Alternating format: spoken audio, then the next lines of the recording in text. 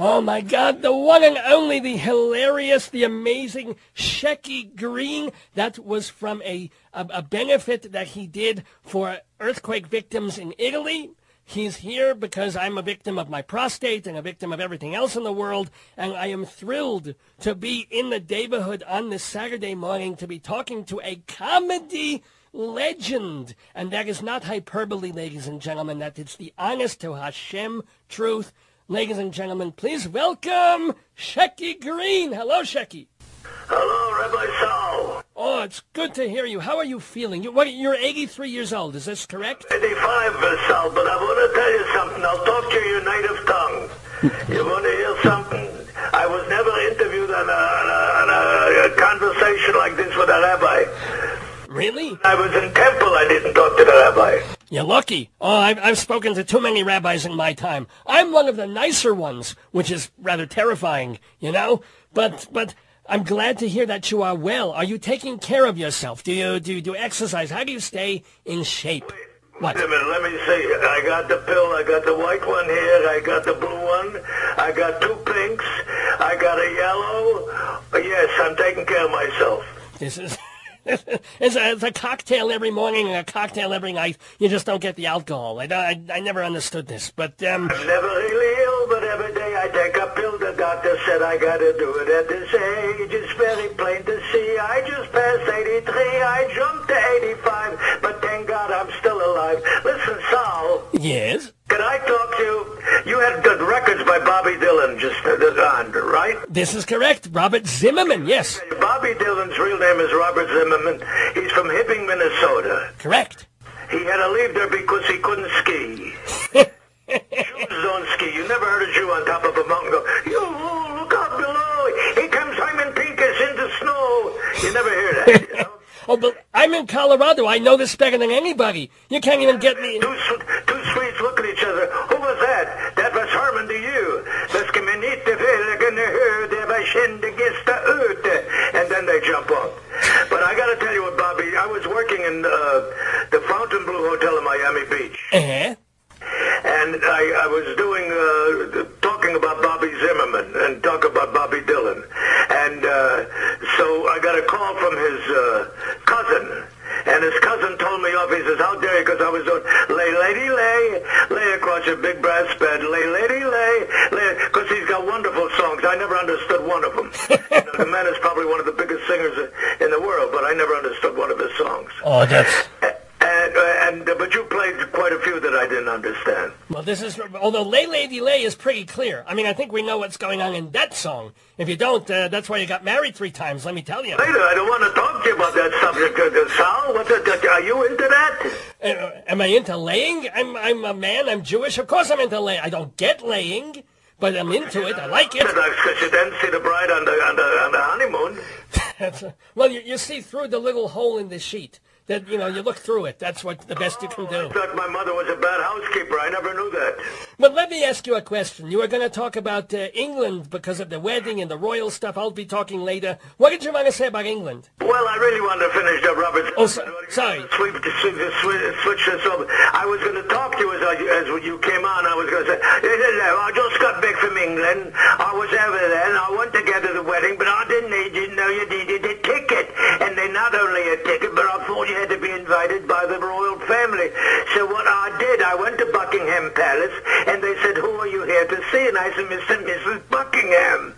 So I said, "This is not going to be like all the other marriages, because everybody thinks that the English is very cold people, but they're not. We're very, very, very warm." Are you really? I was going to do that type of thing for you, Sal, but you want to know something? You had Bobby Dylan. I said to myself, talk about Bobby Dylan. Now you interrupted the Bobby Dylan, which was my punchline, and then you got me to the English.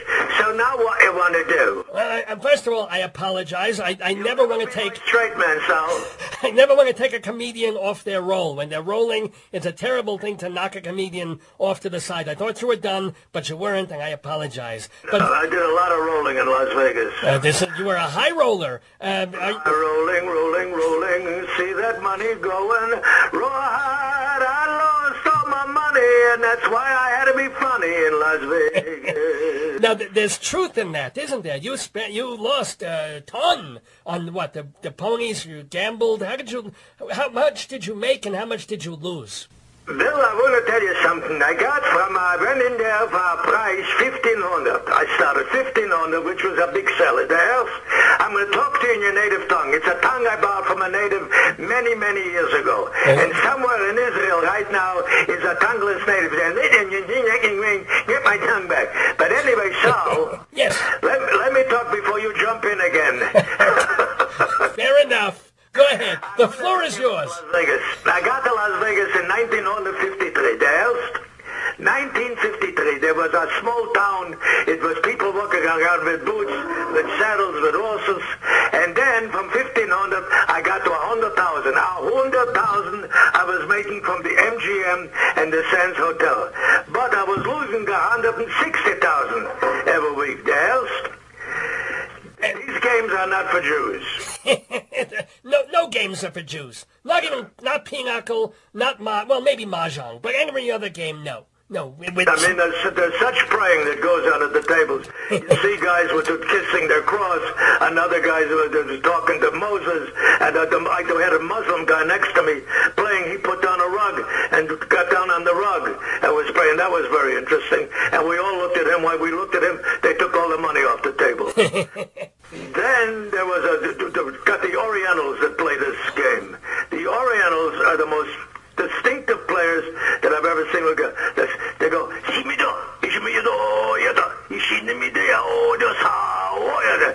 Japanese game. Now they take the cards, and before they look at them, they take them and they bend them and they squeeze them, and when they finally turn them over, an 8 becomes a 7. They rubbed off a number. It's a wonderful thing, Las Vegas. Oh boy, and you talk about it so tastefully. Now, let me say though, can I ask, did you ever actually come close to losing everything, or were you making so much money that even when you were blowing zillions of it, you still had a zillion in reserve? No, I had a little reserve until I met Madoff, one of our wonderful Jewish people. Did you really? Bernie Madoff. Yeah. And, Bernie Madoff is now in jail, and guys are bringing him 4 cigarettes, so he'll make 8 cigarettes out of it. But you're not joking about. I want to get clear that you really did invest with Bernard Madoff. I invested with Bernie Madoff. I also invested with a guy that sold me a gold mine just recently. A gold mine. Yes. A very wealthy man that sold me a gold mine. And? In Tonopah, Nevada. Oh, that's not a joke. This is true. You're investing in a gold. This is true. And I went to Tonopah, and you can't dig or anything for that. So I got the gold in the mountain, but I can't get it out. Is that right? Well, you sell them out in this real estate when real estate comes back. Gold in those hills. That's why I'm taking pills. They're gonna kill me. Wait and see. Sal, you had Vicki Lawrence on. I didn't want to talk about this, but I have to. Okay. Was she a nice lady? Vicki Lawrence was a perfectly nice. I think Dave interviewed her rather than me. Dave had that particular honor, but you don't particularly. You have a problem with Vicki Lawrence. Please explain. I don't like Vicki Lawrence. Vicki Lawrence. I did the Carol Burnett show, and she was not a nice person. In what way was she mean to you? No, I don't want to even discuss it. You just brought it up. You just brought it up. I want people to send me cards and letters and ask me what Vicki Lawrence did, and then I'll send them on to her. I want people to tell me they like her or they don't like her, and then I'll send them on to her. Okay. Because Carol Burnett was a doll. What's her name? Everybody on that show was magnificent, but she had an attitude. Really? My goodness, because she was the youngest one there. She was always the one who felt like she shouldn't even be there because she was plucked out of a Carol Burnett look-alike contest. She always felt... She won. That's how she happened to get it. But she was a big talent. I will say that she was very, very talented. But she was not... She was a very cold... This is a terrible word to use. Goy to me. Right, the 3 goys. But she was she and I would have never been married. Okay. That leaves, there were 3, and that could leave some more there. But let me also ask other people, famous celebrity people, that have either been wonderful to you or that you wouldn't spit on if you saw them on the street.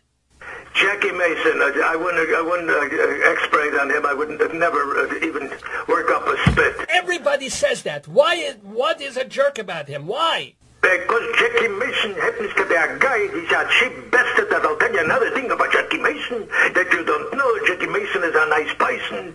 He's not a nice person. I don't think he likes people. I don't think he likes himself. I'll tell you the truth, he dyes his hair, he should dye his mouth. Oh, No. My goodness. Did he do anything personal to you, or was he just a jerk? Yeah, I once did something for him, and he just I like that him and Vicki Lawrence are doing an act together. They probably will at some point. Anybody else that you... No, but other than that, can I tell you something? Sure. This business, show business, has the greatest people in the world in it. And it was a blessing in all those years. They've gone kind of fast. I didn't realize, one day you wake up and you're 85. Well, hopefully it's not tomorrow for me, but for you, yeah, it's happened, yeah. And Gave me a cake with 85 candles. It took me a week to blow it out. At this stage, it would take a week for you to blow out a cake with 4 candles. No, I'm kidding. I'm sorry. That was mean. Now I'll be on your list. I'll be on your list. Oh, you're not on my list, but can I tell you, I'll never put the sun on my list. You'll never put... What? I missed that. I'm sorry, what? I says, I'll never put the sun. The sol is the sun. Oh. Soul is the sun. Soul. Yes, I understand. Soul. I'm Soul Man. That's why I didn't make it in showbiz really big, because I had to explain the jokes after I did them. Now, speaking, though, of also a celebrity that you might have liked, but had a sort of a bad time, people may not know that Elvis Presley had his first gig opening for, well, it may not be his first gig, but he opened for you in Las Vegas. And his first Las Vegas gig, yeah. Right, and it flopped. Did you have any interaction with the Elvis person? Let me tell you, Elvis was one of the nicest, sweetest, greatest human beings I've ever known. I mean, later on, I didn't have that much contact with him, but I have never met a nicer kid. And we became very, very, very close at the beginning. And the reason wasn't that I opened or I closed or anything else. They brought him in. He was a special added attraction on the show. He just had blue suede shoes and nothing but a hound dog. And they had a 75-foot cutout of him outside the hotel. Wow. And my name was on his shoe, one of the blue suede shoes. But anyway, it was not his kind of audience at that time. He didn't dress right. He didn't have the right type of thing. But he was, I can't tell you how nice he was. That's so good. See, I like hearing, as much as everybody likes hearing the dirt and the ugh, and I hate this person, it's also nice to hear happy things about nice people. I like that. Who else? Who else is really wonderful that you loved over the years? I don't know. There's so many. Good. You just have to call me back early in the morning. Okay. But there's so many wonderful people in this business. I can go on and on and on, Well, you were friends also with Frank Sinatra. So you hear... Well, I was friends with Frank Sinatra. I worked with Frank. I did a picture with Frank. We have good and bad times with Frank, but everybody has good and bad times with Frank, and everybody had good and bad times with me when I was drinking. Mostly bad times. How long were you under the bottle, as it were? Well, I really had a depression situation. I don't want to go. I had the typical Jewish thing with the complexes and the depressions and the things with the family and dysfunctional family. We never even looked at each other. We recognized each other by our shoes. Blue shoes was my brother. Red shoes was my mother. That's what we looked on. And why was it like that? Was your father just... My father was a wonderful man, but my father taught me how to play the horses, and it's been a destruction for me. And my mother worked, and my mother was probably one of the great, great ladies of the world. Ooh. I used to think my mother was a terrible cook until I got out in the world and found out my mother was the best. Well, that's very sweet, but I don't understand then if your father was, okay, the ponies, and then your mother was wonderful, but then why was your family so estranged and strange? But that's the way it was. It was the Depression. I grew up during the Depression. When you grow up, all of a sudden you're having a nice thing, then you start to hear about can't pay the rent, can't pay the lights, can't pay the gas. Kids begin to worry about that. When you're 4 years old and you hear we can't pay anything, and that carries through in your adult life until you get the right psychiatrist. What's so heavy, Mr. Greene? I want to tell you, do you hate your mother? No, not as much as I hate you. Oh, but I want to tell you something. You understand you have a deep problem. Vienna. I sell apartments. But, you like that, Sal? Oh, of course. I like everything you're saying. You're funny. Sal, I got to tell you something. I got so many things to talk to you about. You got to call me back 3 other times. And especially from Colorado, which happens to be one of my favorite states in the whole world. Oh, good. Well, you know the West, and you know this coast better than the East. How did you? Let's get to what people don't know. How you got your start as you got out of the military, and then what happened? No, I did this when I was a kid in high school. Oh. And my brother Marv did all kinds of dialects, and my brother was 2 years older than I was, and I really emulated my brother. I copied my brother. I stole from my brother, and so I did the things that he did. Only I went into show business, and he became a tile salesman. All right. But he could really sell tile with the different accents. He would sell tile, but well, it's all tile and error, I guess. Oh, damn it. one for the rabbi. Thank you very much. Give one for the rabbi, Sal. But you didn't go in that direction. You went in a totally different way. Well, I was with a girl. Went with a girl in high school, and I loved this girl, and we got engaged after I got out of the service. I was 20 years old, and I started to go to Wright Junior College, and one day I says, you know what, we can't get married because I don't have a job. I don't know what I'm doing. So while I was going to school, somebody brought me up to a resort, and the guy gave me a job as a social director with Sammy Shore. Oh, of course. Sammy Shore is a comedian that's still in show business. And he's got a son by the name of Paulie Shore. Right, of course. Which also should be on Vicki Lawrence's list. Oh, boy. Oh, boy. what a putzaroonie. Now, wait, what did Paulie Shore do to you? Existing. That's enough. You understand? Look, Just existing. He's gotten enough sores from critics not liking his movies. I think he's... Well, that's what I want of the critics. All right, but Sammy Shore you like. Sammy Shore you got along with. You worked with him, for him. Well, Sammy and I were good friends. Sammy was a little hung up with me after a little bit of a... Goodbye, my wife. My wife is now leaving. She looks gorgeous. Oh. An Italian girl from Sicily. Oh, well. Oh, my... Arrivederci, Maria.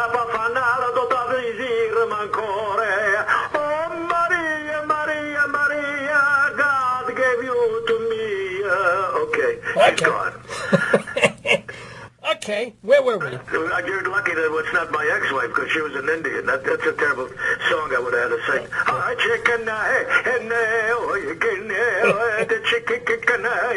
You didn't want to hear that. I'll hear anything at this point. I don't even know where I am.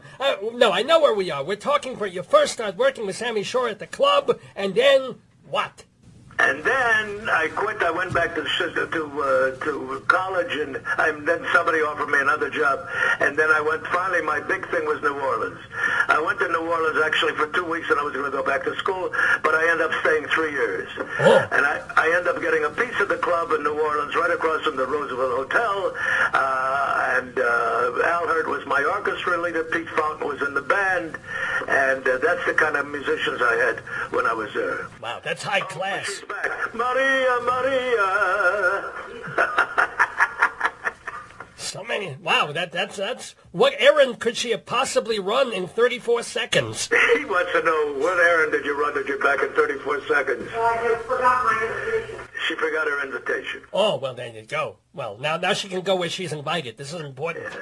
So, let me ask you about I happen to have one of the great wives of all time. Her father was Vito Musso, internationally famous saxophone player. Oh, my goodness. Is that how you met? Was he in your band and you met? No. I used to go to their house all the time, and then she came. She was very young, and she came.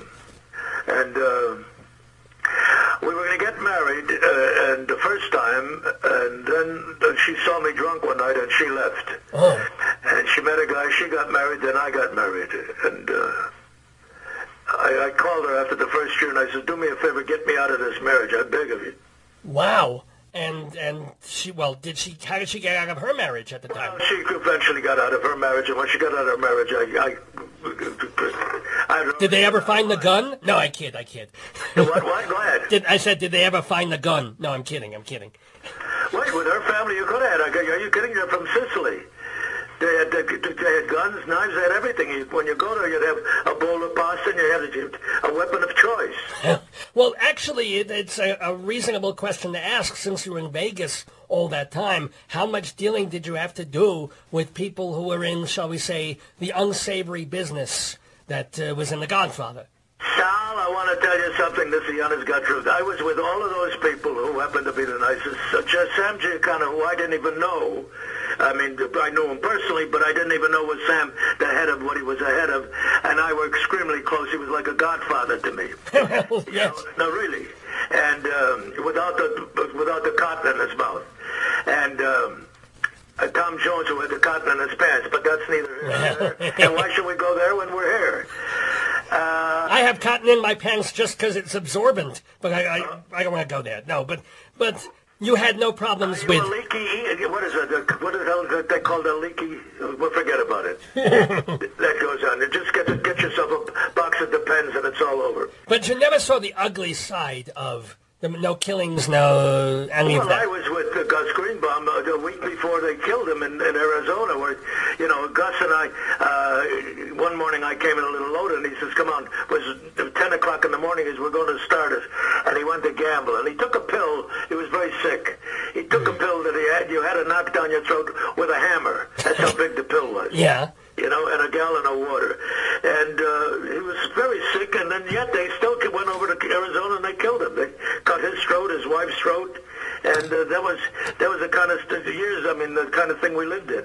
Well, did it ever occur to you, I mean, I'm sure you're glad that you didn't, but when stuff like that was happening, did you think, maybe I should be leaving Vegas? Maybe there's a more gentle way. You know, I'm from Chicago. Now, my start in Chicago was the same thing, working for these people. And you want to know something?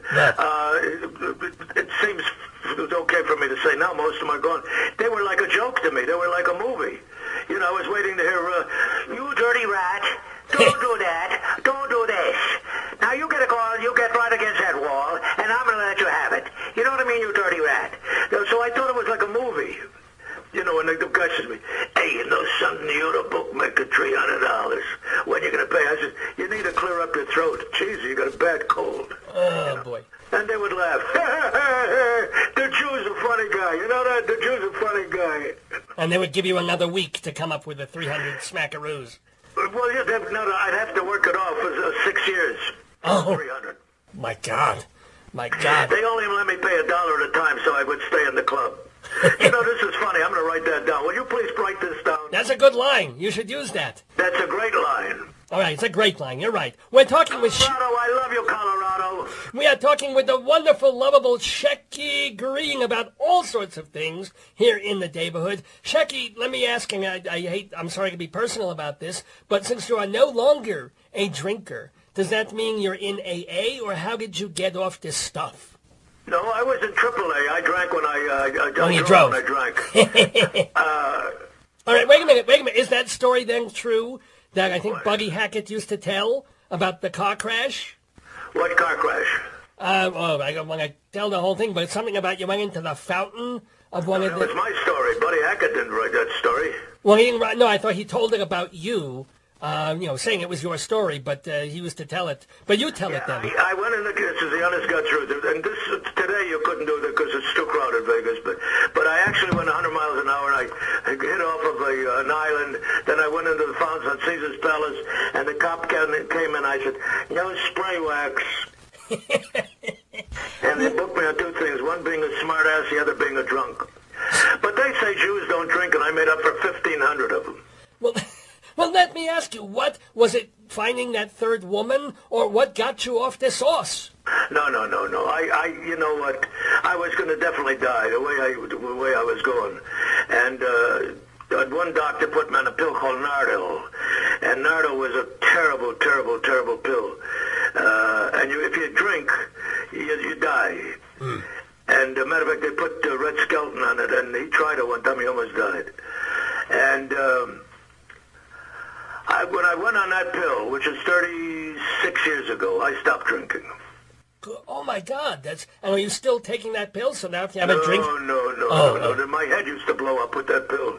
I used to hear explosions in my head. My God. You know? I used to also, but that was when I was living in Jerusalem. No, but all right. But what about, do you go to Gamblers Anonymous too, or you still gamble? No, you want to know something? I didn't work in show business for a long time because I went to Gamblers Anonymous for 3 times a week, Weight Watchers for twice a week, and AA for twice a week. And I was too busy going to meetings to take a job. Exactly. I can imagine this. So now you're basically keep yourself on the straight and narrow, but you still play the ponies. This is kind of where you're at? I play the horses. Wait a minute. Right about now, they're calling me. Listen to this. Give out. That's when they call me.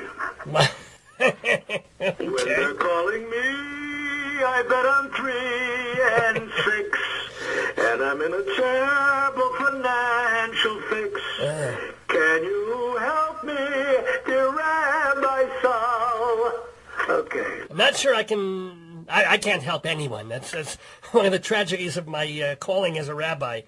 But let me ask about specifically comedy, since this is obviously your field and what you do so extraordinarily well. When did you realize you were funny? As you said, it was in high school already you were cracking people up. What was your style? How did you develop a style that you could get up and do? I don't even know if I had a style. One of the things that I do, you can tell I do voices. So I really, with the hang-up that I had and the depression, I became other people. I was like Walter Mitty. You understand? I wanted to be somebody else. So that's how I happened to get in with do the impressions and do the dialects and stuff like that. But I never, even when I was making $100,000 a week, I never, ever really thought that I was funny. I knew other guys and stuff, and I didn't know what was funny, but I did what was Shecky Greene, you know. But I didn't. When I'd walk off the stage with these terrible depression, I'd have a standing ovation, 1,000 people, and I'd walk off and start to cry. So that's not a way to live, Sol.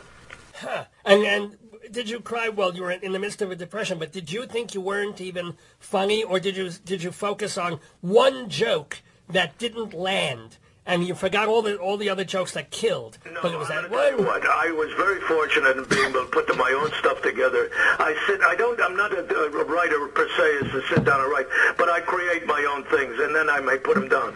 But I thought I was a little funny until I met Vicki Lawrence, and she told me that I wasn't. Oh. God. Lawrence said to me, "Do you really make the kind of money that people say you do? Why?"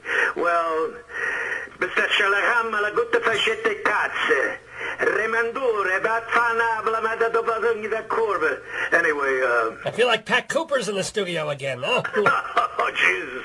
He was here a couple of weeks ago. You must have gone through some wonderful things with Pat Cooper. Oh, my God. But if you are at least a pretty happy man at this point. Pat Cooper is not Pat Cooper is an angry person. He's a wonderful fella. He's a great person to interview. But if you get him talking about his family, forget it. Gewalt. Well, he's got a son, I'm going to tell you, I got a marriage, who happens to look, there's a picture of him, and the kid worked for Geraldo Rivera, and the kid happens to be one of the great, great boys of the world. Listen what I tell you. He won't accept it. He wouldn't pay the money for this kid. Pat Cooper, so you can say this and you can call him, because I'll tell him right to his face.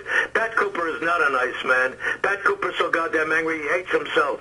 He gets up in the morning and he punches the mirror because he sees him. My goodness. And Rodney Dangerfield says, "Hey, I want to tell you, the man is crazy. The man doesn't know what he's doing, you know what I mean? He's screaming, yelling." Let me ask you, since you bring that up, what are the comedians... How about that? Oh, Was sorry. that a good impression or not? No, I'm sorry, I should applaud. Every time that I do something, you got to stop saying, "Good." Oh, you know what I forgot to do? Oh, my God, I have a website here with a rim shot. I can do this. No, I don't like rim shots. Okay, well... My brother was a drummer, and that's all I heard. We had the drums in the living room, and I grew up listening to them. Oh, okay, so I'm glad I forgot to use it. Be eating a Friday night dinner with chicken and bonzi bowl soup, and he's playing the drums. Yeah, no, that's awful. That's bad. So, but...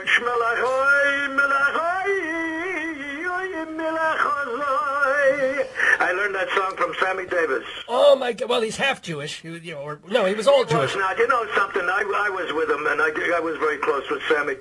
He made himself a Jew, and then when he died, what's his name, Jackson, the guy from the rabbi, the Rabbi Jackson? Jackson. Jesse Jackson? Jesse Jackson. Oh. Made him get buried in a Baptist cemetery, so he was not a Jew.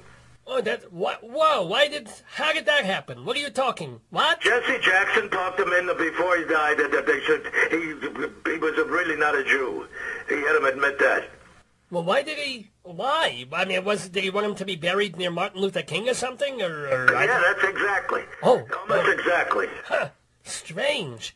Oh, well, now I can't visit him on Long Island. Oh, well. Otherwise, I would have come see him. I would have seen all my uncles, and I would have seen Sammy Davis Jr. Matter of fact, this is the thing he gave me before he died.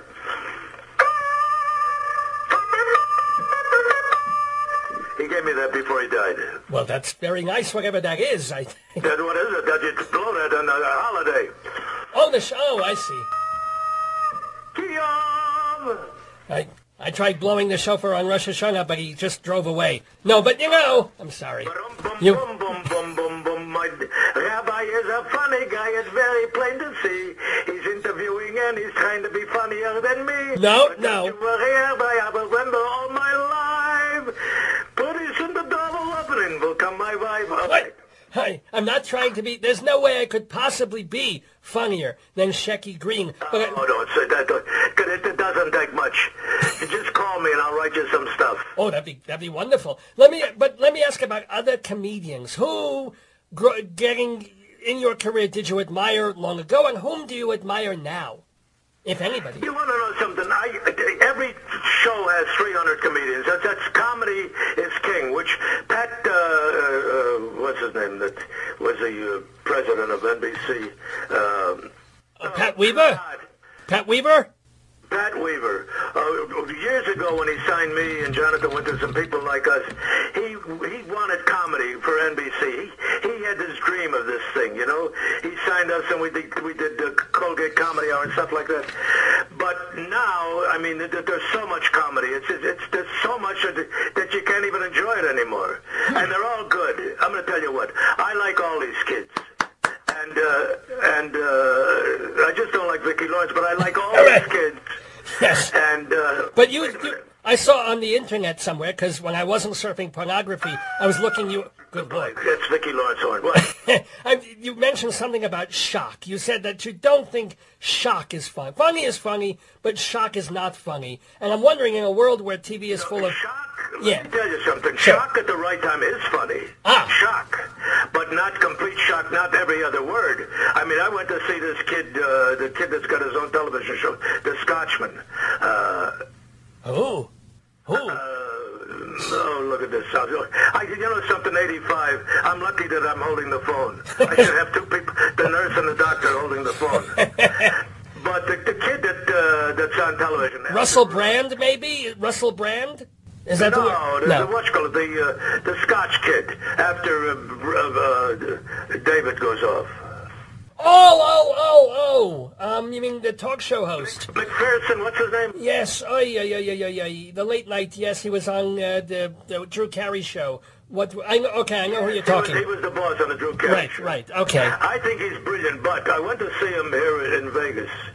And he's managed by a friend of mine. I went to see him in Vegas. I mean, not Vegas, in Palm Springs. And I don't know why every word was that F. Every word. I mean, it was just, you know, I used to get embarrassed when I heard that word in New Orleans when I lived for 7 years. You know, guys would say, hey, I want to tell you, you are, and they would use that word. You know, you used to jump all the time. But every word out of his mouth was that word. And he's so bright. He does different things. I didn't know it. Then I went to see somebody else, and it was the same thing. And the kind of audiences they had, it wasn't for that. It wasn't all young kids. You know, it was the people from Palm Springs that... That's right. You have to know your audience. It's one thing if you're playing to drunken 18-year-olds. I don't think they cared about knowing their audience. They were getting paid a lot of money, and just go out and do it, you know? But I do agree that every other word is just... I hate that shit. Sorry. Shit ain't bad. Can I tell you, I do it every morning. I take a bag out with my little dog, and we say poop. You know, but poop to me is not the same as shit. I mean, I go looking for poop. I bypass the shit with the bag and go looking for poop. There you go. Let me ask If it wasn't for my dog, I'd never get out of the house. I get out of the house 3 times a day with my little dog. Oh, that's so. What kind of doggy? I got a Havanese. A Havanese is a dog from Havana that came over by inner tube. Oh, I should have had the rim shot to that one. I'm sorry. Rim shot is, you deserve a rim shot on that. Yeah, I'm sorry. Tell the joke again, please. It's a Havanese. It's a dog that came from Havana. They came over by inner tube. Thank you. God almighty. I thought you were going to say it's Havanese and have something else. What? Oh, sorry about that. Now, Did you get that one? I'm sorry, I missed that second part. What was that? I said I think you're symbol-minded. Oh God, no! I'm not going to dignify that with a rim shot. Take one back. I can't reverse it. I can't do a reverse rim shot. Is anybody going to send me a card from your radio broadcast? A card? What, do you want a birthday? I want people to write to me. How can people write to you? Well, you tell them. You got the thing, haven't you? Am I allowed to give that information to the Sure, listener? you know why? Because I want to go out. I want to see that mailbox full. And I want people to say to me, we didn't like you, you're too Jewish, you didn't this, we didn't like your English accent, you know. You want hate mail? Because I'm the one who gets all the hate mail. No, just call Vicki Lawrence. Just one letter from her will be enough. Hey, Gewalt. Hey, can I ask you how you deal with hecklers? I love hecklers. I always said to a heckler, when a major day will go to a heckler, I say, hey, leave him alone, go get your own drunk. Boom. You know? Yeah. But I loved hecklers. Huh. Because they give you stuff to feed off? Well, but I make friends out of them, you know. I talk about how could I say something bad about a drunk when I was a drunk and I am a drunk?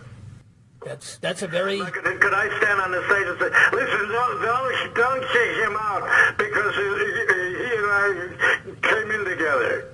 That's actually very profound, that thought. It wasn't funny. It was actually profound. I'm having a verklempt moment for a moment. Briefly. Are you verklempt? Just marginally. But a little bit, which is nice. Can I ask... I love that kid. Now, you must be asked this all the time, but listening to you and seeing you on YouTube and all that, I have to wonder, you're nowhere near retiring or taking it easier or anything like that, but do you foresee a time when you're going to just play golf and that's it, and gamble and that's it? Well, I can't play golf because my hips and my knees are really bad. I mean, thanks to the wonderful doctors I went to. I mean, I went to Mayo Clinic. They told me I had cancer. They operated. I didn't have cancer. I had lymphoma. So now I'll just hold the Mayo. Oh! You know? No, wait. I'm sorry. Hold on. One sec. Yeah, thank you. Put that one with symbol-minded. Anyway, I didn't have too much luck with doctors. Matter of fact, I gave up everything. I went to a Christian Scientist reading room, and my surgeon was sitting there. That deserves 2 symbols. Oh, all right. Oh, 2. That's kind of tough with a mouse. All right, hold on. Here's one. And this one for the scientist. Wait, here's my dog. Let's see if we can get her to talk. Wait. Do you want a treat? Do you want to say something? What do you want? What do you want? Want a treat? Say what? What? You don't want? No, nothing? So? She won't talk. This is your daughter or your That's my dog. A dog, your dog, Sophie. Oh, right, the Havanese. I wrote for my dog. I wrote some of the wonderful barks. She does the one outside. That's to scare small dogs away. That's the small one she does. Do you have... Let me ask Shecky Greene. You know how wound up I am right now? You got me so wound up waiting for this call. If I tell you, I didn't sleep last night. I said, I got to call the rabbi. Don't sleep. Don't pass it. Well, I'm up 4 times a night to pee, but I usually get a good night's sleep. I'm sorry this made you so keyed up, but it's made you very funny and wonderful on the air. I have to say this, you know. Listen, if you get the pens, you don't have to get out of the bed 4 times a night. This is true. Well, with me, I pee so much, it overflows. It's not something we really want to, Does a rabbi, I'm going to ask you, does a rabbi pee like everybody? Does he go to a urinal and look to the guy next to him? Does a rabbi do that? I look from right to left. That's how I do it. when everybody else looks... You say that you're from Detroit, and the guy says, how did you know? He says, because you got circumcised by Rabbi Siegel, and he cuts on a bias. And you're peeing on my foot. Remember that joke? Of course I remember this joke. I lived this joke, let me tell you. What are your goals and your dreams? I love you, Colorado. What? Last question for the wonderful, the hilarious Shecky Greene. What are your goals for the years ahead, apart from performing? Are there places you want to travel? Are there things you've never tried that you want to try? The bucket list, as it were. What do you want to do? No, my wife and my daughter are going to Italy because my daughter just found out something. My daughter's adopted, and she found a real family and found out they're all Italian. So she wants to go to Italy, my daughter. Well, you know? Oh, you should. And my wife and I are both, my wife and she are going to Italy. Because my wife is Italian and she's from Sicily, so they're going there. But you know what I want? What? And I mean, this sounds like the corniest thing in the whole world. I want this world, before I go out of it, to straighten out a little bit. I want to go out. I don't want to see people with tsunamis. I don't want the people in Alabama and Carolina to suffer like that. I mean, we people here are so fortunate in Colorado and California, places we don't have that with the tornadoes. And I beg on my hands and my knees, if there is a God, and I say if there because who knows? I mean, would God be doing all of these things? I don't know. It's a question that I ask. But yes, if there is a God, what? If there is a God, stop, please stop this. Don't make a North Korea, a South Korea, make it one Korea. Don't make the thing with worrying about atomic bombs. I mean, though it saved our lives. I was in the Navy. We were waiting to go into Japan. We were about a week away when they threw the bomb and we didn't have to go into Japan. You know, so there was a blessing with some and a curse with others. But I just, before I die in this world, I want to see the young people happy and get away from a lot of these machines and talk to each other. I want to see the world get rid of all the drugs, to get a bonfire like we never had before. That's what I want in my life, and that's what it's going to make me cry, because this is what I want and beg of the world. So it's not where I work, it's not how much money, it's not that I met Bernie Madoff, it's I want this for the world. Shecky, so, yes. What more can I say? You have put it so beautifully. The problem is, I don't want you to die. I want you to keep living to 120, 150, 270, which unfortunately if you do, that means the world's going to still be messed up all that time. So I'm torn. Don't worry about it. I'm going to live that long because my bookmaker will not let me die. Ladies and gentlemen, we have had the honor and the unbelievable pleasure of speaking with the one and only Shecky Greene. He's given us these wonderful last words, these wonderful jokes. Please go to his website, sheckygreene.com, and there's an E on the end of it. It's silent, though, which is... It's Marie at sheckygreene.com. Is what? Is your email address? Marie... Yeah. Marie at if you want to tell him you loved him on this program, that you wish you could go see him in Vegas and wherever he's playing. Where are you playing? Are you playing... are you going to be playing Colorado? Go back to South Point. There's a place called South Point. I've worked all the hotels there. Just about all the hotels. But this man that owns Michael Gaughan, is probably the nicest human being I've ever worked for. And it's a wonderful hotel, the South Point. And that's in Vegas. You don't have to go through any of that baloney with the Steve Wynn hotels, with the fancy Rembrandt pictures that he puts his arm through. And that's another story you got to call me about. Steve Wynn also gets on the Vicki Lawrence list. I didn't. Oh, boy. Okay. A megalomaniac. Hitler was never a megalomaniac like this man. Wow. All right.